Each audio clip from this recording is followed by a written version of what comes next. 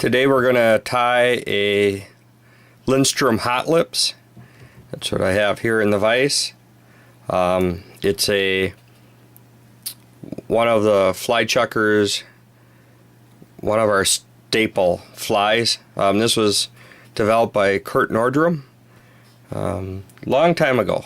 I'm trying to think about how long ago, at least 14 years ago at least.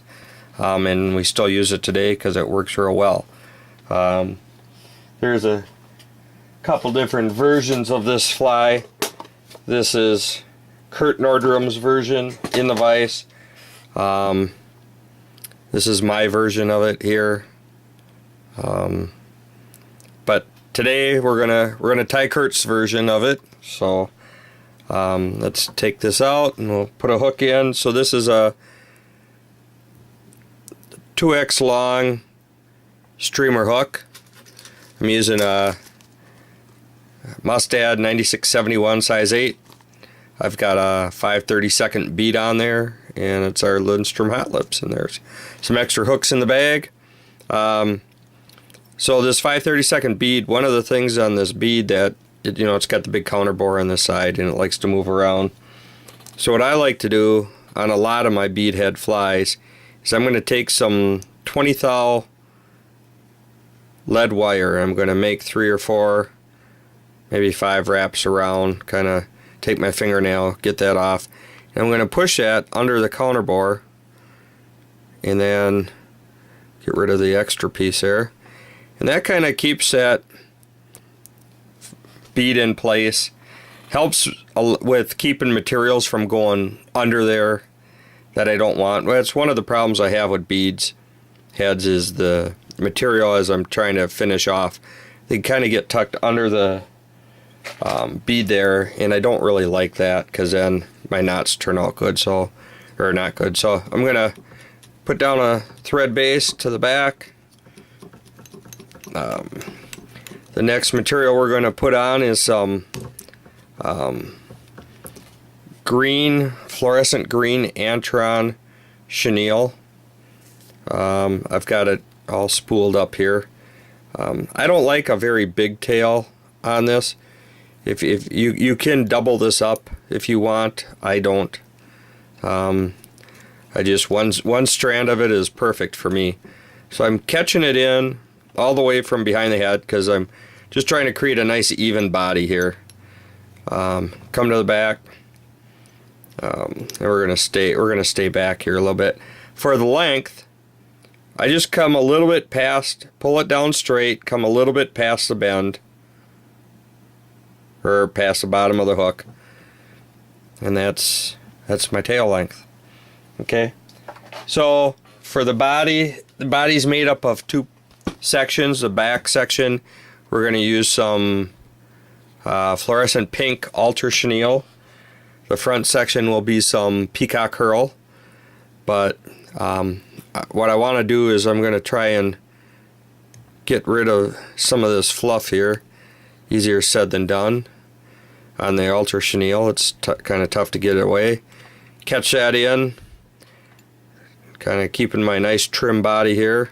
We're going to come up. We're going to be about 2/3 the length of the body is going to be the pink alter chenille. So we're going to wrap that forward.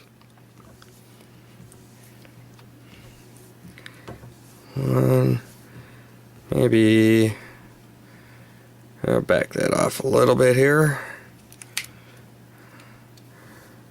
Give it some room for the peacock herl. Okay, trim that out. Put that down. So now for peacock herl, this is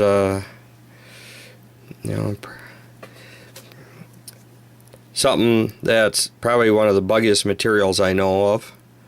So we're going to trim some of that off. I'm putting a lot in here because chances are you end up breaking a couple off, so I'll put in a couple extra. So what I'm going to do though is I'm going to take and make a dubbing loop here, and I'm going to use that to kind of make a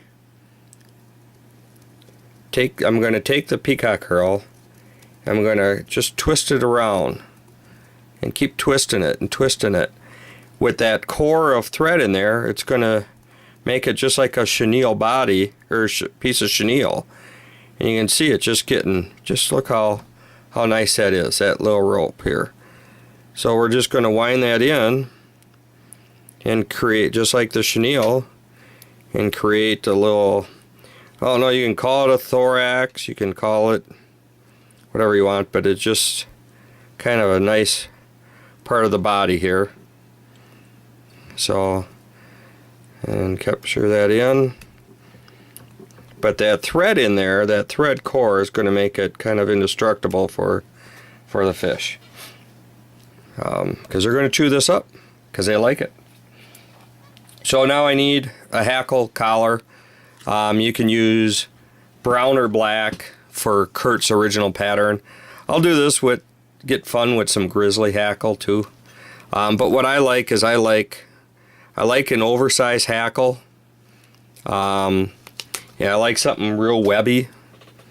I might go one more, just try and get one just a little bit larger here. There. There. But nice soft hackle. I like a hen neck. They're really real webby. I get a lot of movement out of it. It's not like a dry fly where I'm trying to hold the fly up and rigid in the water. I want this thing to pulse a little bit. So I'm going to take and strip off some of the material. And what I'm doing on the bottom, I'm stripping off a little bit extra here on the bottom. And I'm going to cut that. So, and tie it in at a little bit of an angle. It'll lay straight for me then, hopefully. But now, with that hackle removed from the bottom, it's going to want to wind straight because there's no fibers trying to pull it over. So I'll get a nice straight wind with my hackle here.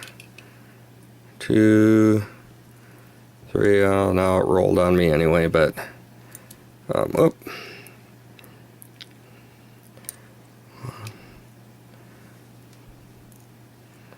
2, 3, maybe get one more out of there. Okay, so pull that over like that. Take a wind behind the bead. Grab my hackle plier, pull tight, break that off. Move it forward. There's my nice collar here. We're going to take my